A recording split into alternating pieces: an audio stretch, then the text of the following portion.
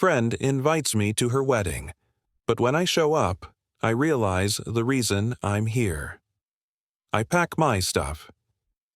I'm Jane, a 21-year-old woman, and I was one of Vanessa's 3 bridesmaids at her wedding, which was held at a remote lodge nestled high in the mountains. When we arrived at the venue, we conducted a rehearsal of the ceremony and explored the area.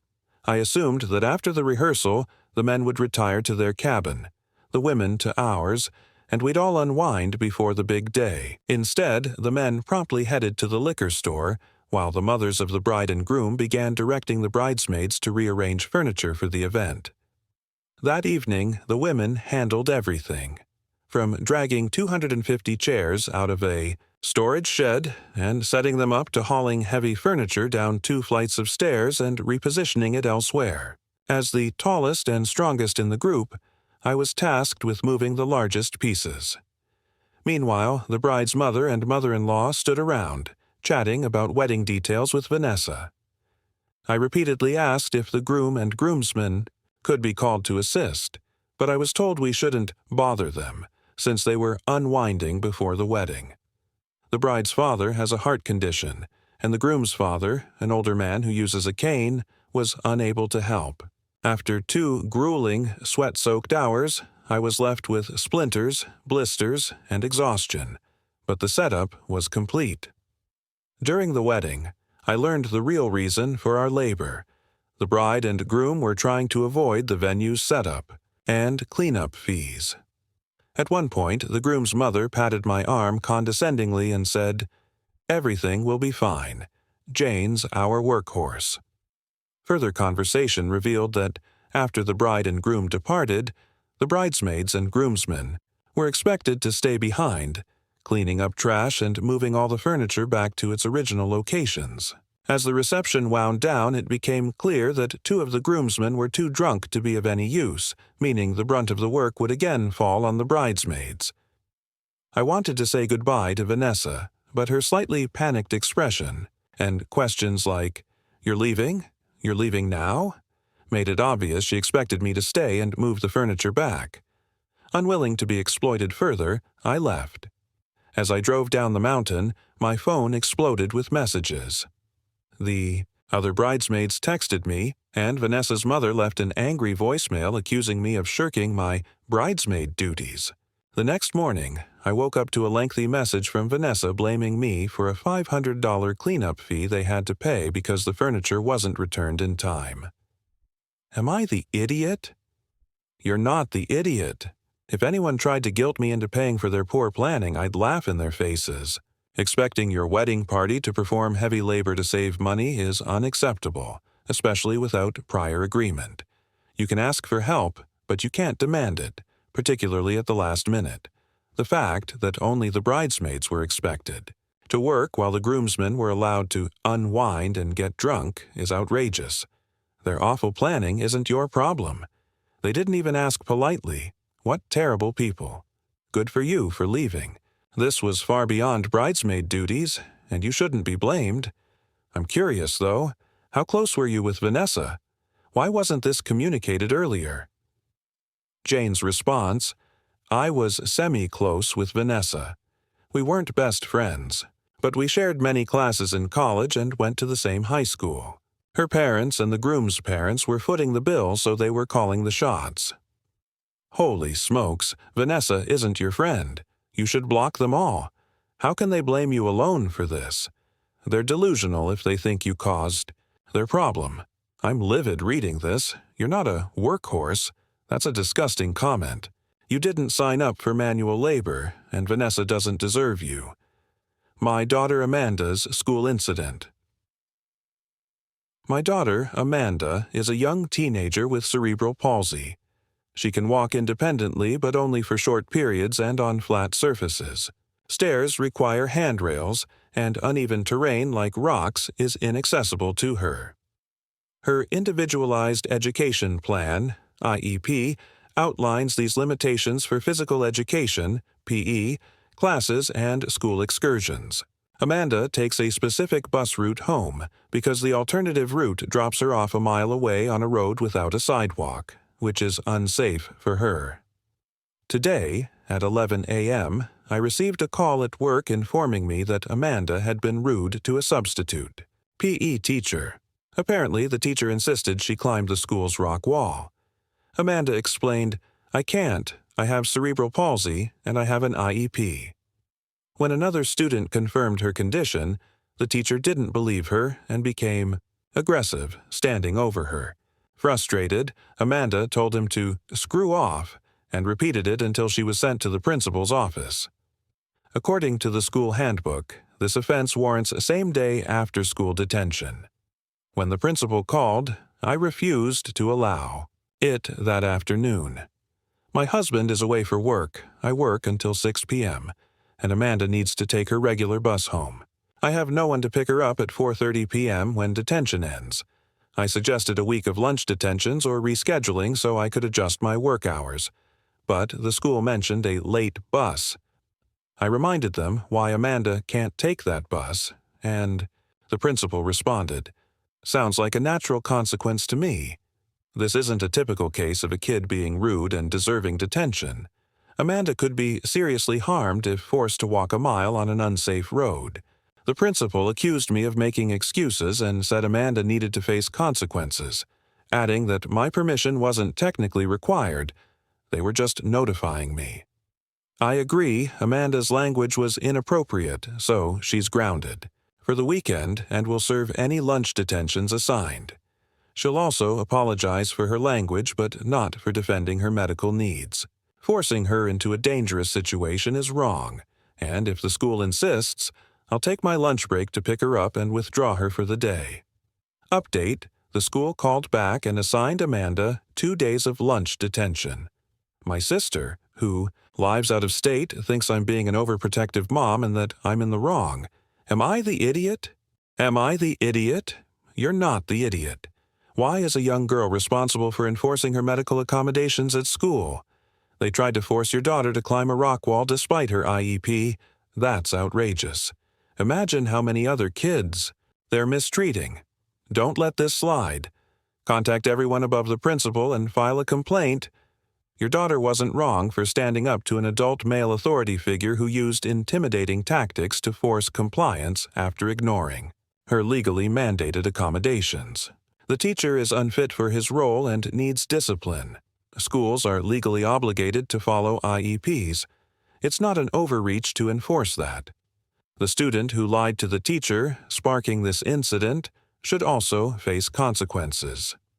Joking about a disabled person's condition isn't kids being kids, it's cruel. The staff, from the front office to the gym teacher, needs serious training. They should be worried about the legal repercussions they're inviting. That said, you're wrong to punish Amanda for advocating for herself against a bully. I had a similar situation with my child, and I realized grounding them was unfair. Amanda's response was justified. Update: I've ungrounded Amanda and apologized for acting out of stress and anger toward the school. I told her the apology to the teacher is her choice. Your comments will inform my discussion with the school on Monday. My sister's betrayal and my niece's truth. I'm a 35-year-old woman with 2 older sisters, Jane and Kim. Tragically, Kim passed away after giving birth to my niece, Laura, now 18. A year after Kim's death, Jane and Laura's father, Tom, 42, announced they were dating and engaged. I was appalled and accused them of cheating. They insisted there was no infidelity and that Kim would want them to be happy. I found their explanation convenient, given Kim's absence, and refused to attend their wedding. I was hurt that our family seemed to accept the relationship so readily. What pained me most was Jane and Tom's decision to erase Kim from Laura's life. Laura was barely 2 when Kim died, and they decided she should believe Jane was her mother in every sense. After Jane legally adopted Laura, Tom discarded all evidence of his relationship with Kim and made his family swear never to tell Laura the truth.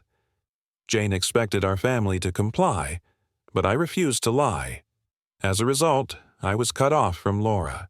It was heartbreaking, especially when I recalled Kim's tears as she faced her mortality, knowing she wouldn't see Laura grow up. They even changed Laura's first name, chosen by Kim, to one Jane preferred. Over time, I distanced myself from my family. My parents urged reconciliation, admitting they disliked the arrangement but felt accepting it was better than losing Laura. I couldn't comply. Laura knew of me growing up, but we rarely interacted. Recently, she reached out via social media, interested in my field of work. The last time I saw her in person, she was 7, and her resemblance to Kim brought me to tears. We began talking occasionally, and Laura eventually asked why I was absent from her life. I kept my answers vague, but she sensed there was more to the story. During a video call, her resemblance to Kim overwhelmed me, and I confessed everything. Before Kim died, she and I recorded videos for Laura's milestones and wrote letters. For her. I told Laura I had copies of the videos and offered to send them. She asked for some, then went silent for days. Soon after, Jane and Tom called, furious, accusing me of destroying their family. After watching the videos, Laura confronted my parents, who confirmed the truth. She has since moved out, isn't speaking to anyone, and her whereabouts are unknown. My family is angry with me. Am I the idiot? Edit. In Kim's final weeks, we made videos and wrote letters for Laura's milestones. Tom destroyed the letters and most video copies, but I had backups he didn't know about. I rediscovered them while moving. Am I the idiot? You're not the idiot. Laura deserved the truth, and what your family did was cruel. Erasing her mother's existence was indefensible. Kim's absence wasn't her fault, yet they stripped Laura of her legacy. Changing her name and discarding her mother's letters, written by a dying woman for her daughter, was heartless. I hope Kim's memory haunts Jane and Tom. There were countless ways to honor Kim's memory while making Laura feel loved, but they chose erasure. Your suspicion of infidelity seems plausible, given their extreme efforts to eliminate Kim's presence. Laura was bound to learn the truth eventually, and the longer the lie persisted, the worse the fallout. You did the right thing. My brother mocked me for crying at my son's birth. My wife and I, both 25, recently welcomed our first child, a beautiful son. After his birth, we called our families and FaceTimed my mom so she could meet her grandson. I was holding him, sobbing with joy, which triggered tears from my wife and mom. My brother, 27, and sister were staying with my mom and joined the call. My brother, who subscribes to the men don't cry mentality, laughed and said it was funny that I was crying. I'm used to his jabs, but this was a deeply personal moment, the birth of my son, and his mockery stung. Later, at my mom's house, my son cried from hunger. My brother quipped, "Looks like he's daddy's son," implying I'm weak for crying. When I pressed him, he said it was because I cried like a baby and hoped our son, Kai, wouldn't end up as bad as me. His tone was mocking, and it wasn't the first time he's targeted my emotions. I snapped back, reminding him he didn't meet his own daughter until she was over a month old because he initially refused involvement. He's only minimally present in her life, so it's a sore spot.